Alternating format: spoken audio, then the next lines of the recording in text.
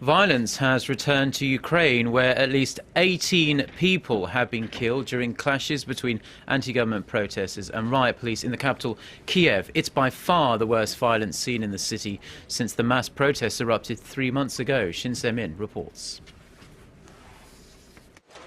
The capital of Ukraine is as bloody as it can get.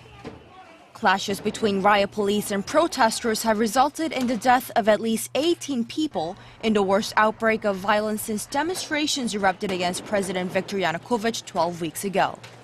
Ukrainian police say 11 civilians and 7 policemen died as the authorities used rubber bullets, smoke, and stun grenades on protesters and clashed with civilians on the barricades surrounding the capital's Independence Square.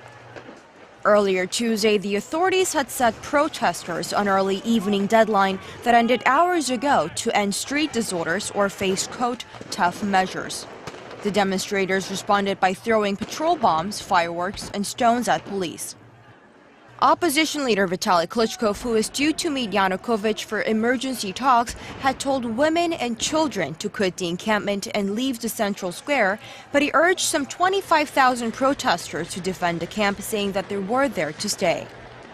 Tuesday's clashes began after the demonstrators attempted to march on parliament, demanding constitutional reform.